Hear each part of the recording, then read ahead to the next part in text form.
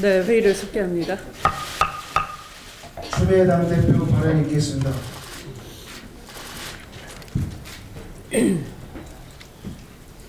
네, 결국 특검법 통과를 시키지 못해내고 2월 국회가 끝났습니다. 특검 연장을 기대했던 국민 여러분께 진심으로 송구한 마음을 전합니다. 국회의장께서 직권 상정을 거부하신 점에 대해서도 안타깝고 유감스럽게 생각합니다. 또 야사당이 공동으로 특검법을 제출했음에도 불구하고 끝내 법사위 상정을 거부한 권성동 위원장에 대해서도 그 책임으로부터 자유스러울 수 없을 것임을 말씀드립니다.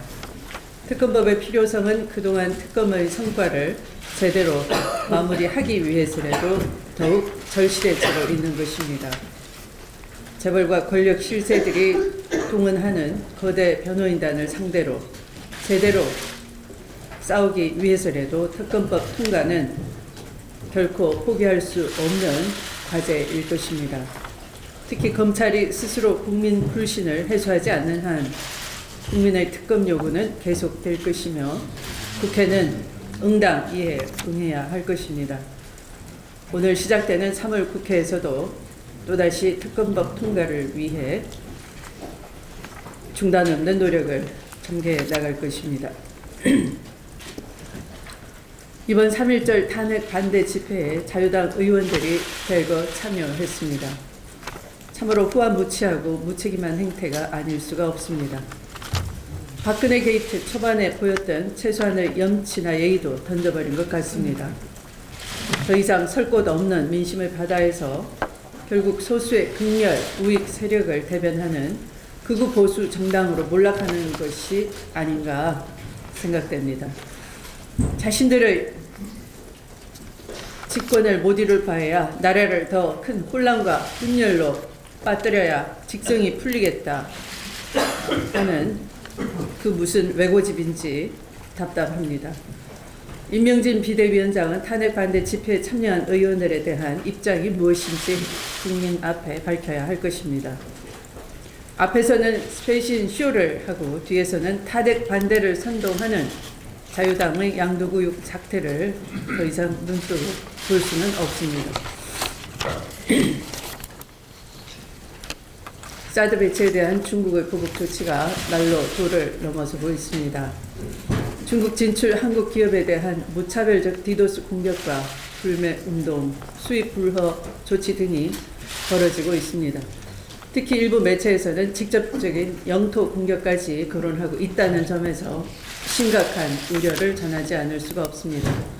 우리 당은 사드 배치의 졸속 추진도 단호히 반대하지만 또한 이를 빌미로 도를 넘고 있는 대국답지 않은 중국의 태도에 대해서도 역시 단호하게 반대합니다. 한한령이나 금한령 같은 외적인 보복 조치로는 당면한 현안 문제를 해결하지 못할 것이라는 점을 분명히 밝혀줍니다. 중국 당국의 현명한 태도를 강력히 촉구합니다.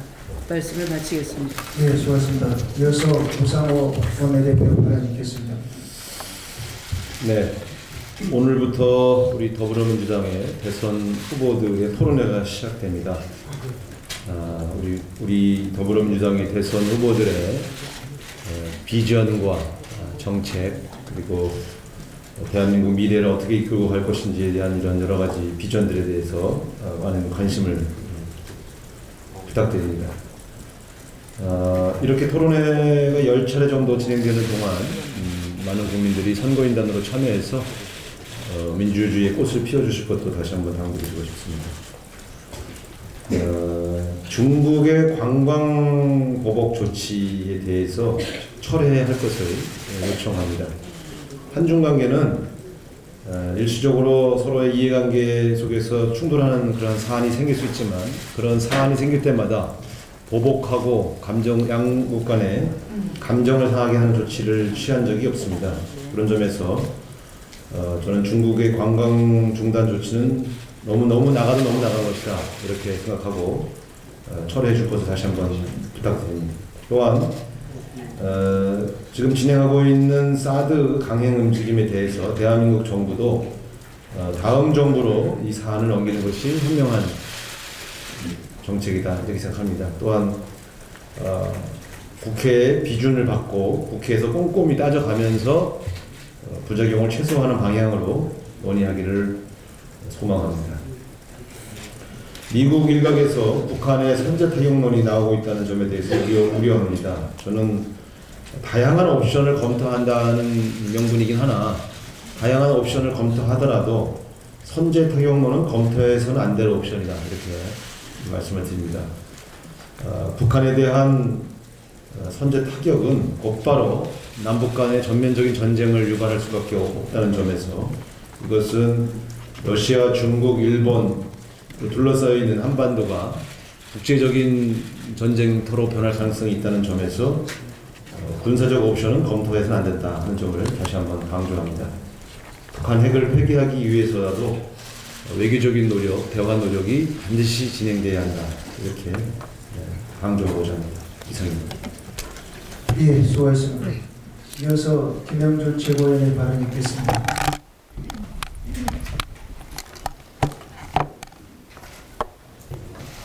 이 자리에 계신 기자분들께서도 기억하시다시피 저는 지난해 최순실 박근혜 국정농단 게이트가 처음 불거졌을 때부터 법무부 검찰의 우병우 라인 문제에 대해 지적해왔습니다.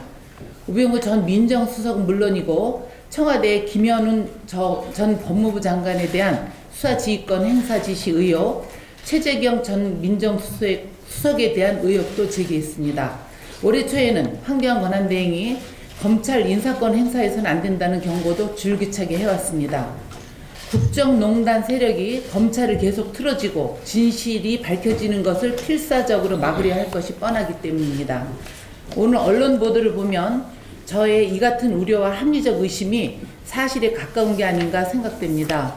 당시에도 수사 대상이었던 우병우 전 민정수석이 국정농단에 대한 결정적 증거들이 나온 지난해 9월과 10월에도 검찰총장은 물론 서울중앙지검장과 수차례 통화한 사실이 드러났습니다. 특히 법무검찰의 핵심 요직인 법무부 검찰국장과는 1000여 차례 통화했고 심지어 국정원 내 우병우 라인으로 꼽히는 검찰 출신 최윤수 국정원 2차장과도 통화했습니다. 최윤수 2차장은 특검 수사 상황까지 파악하려 했다고 합니다. 이제 저는 또다시 합리적 의심을 할 수밖에 없습니다. 특검 수사에서 밝혀졌듯이 박근혜 대통령은 최순실이 독일로 도피해 있는 동안에도 대포폰으로 거의 매일 통화한 것으로 밝혀진 바 있습니다. 그렇다면 당시의 검찰 수사 상황에 대해 우병우의 보고를 받은 박 대통령을 통해 최순실에게도 그대로 흘러갔을 것입니다. 검찰총장, 서울중앙지검장이 최순실에게 수사 사항을 보고한 것이나 다름이 없는 셈입니다. 그렇다면 또 한 번 합리적 의심이 가능합니다. 과연 우병우 전 수석의 뒤를 이은 최재경 전 민정수석과 현재 청와대에 있는 조대한 민정수석은 검찰 내 우병우 라인과 통화해 수사사항을 파악하려 하지 않았는지 의문입니다. 오늘 특검이 검찰의 2톤 분량의 박근혜 최순실 국정농단 사건의 수사 기록을 넘길 예정입니다. 검찰이 과연 제대로 수사할 수 있을지 매우 걱정이 됩니다. 80%에 가까운 국민이 헌법과 법률을 위반한 박근혜 대통령을 탄핵하라고 명령하고 있습니다. 검찰에서 제대로 수사하기를 기대합니다. 이상입니다. 예, 수고하셨습니다. 이어서 전해철 최고위원의 발언이 있겠습니다. 특검 연장 법안 무산에 대해서 이어서 말씀드리겠습니다. 박영수 특별검사팀은 거학을 상대로 어떻게 수사해야 되는지를 여실히 잘 보여주었습니다.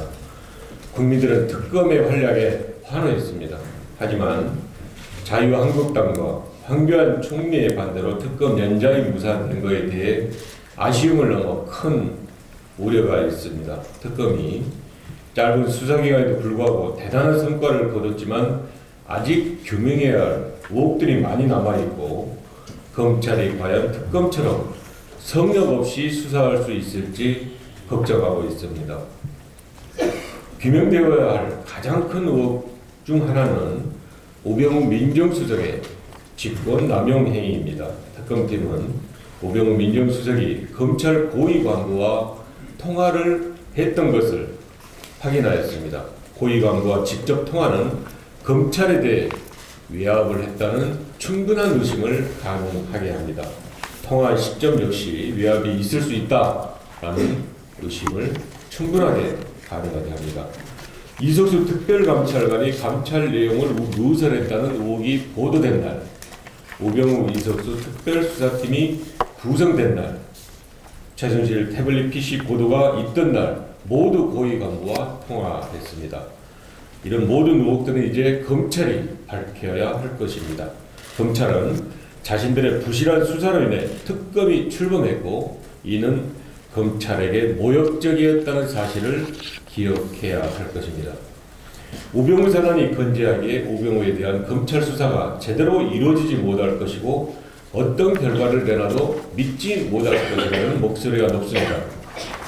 검찰은 특검으로부터 넘겨받은 사건을 수사하는데 검찰의 명예를 걸어야 할 것입니다. 특별수사본부를 구성해 특단의 각오로 임해야 할 것입니다.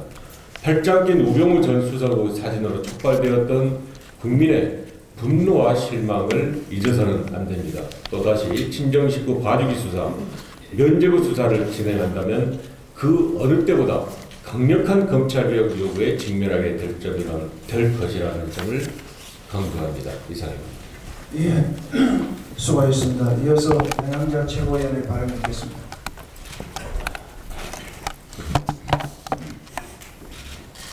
중국의 경제 보복 관련 첨언 드립니다.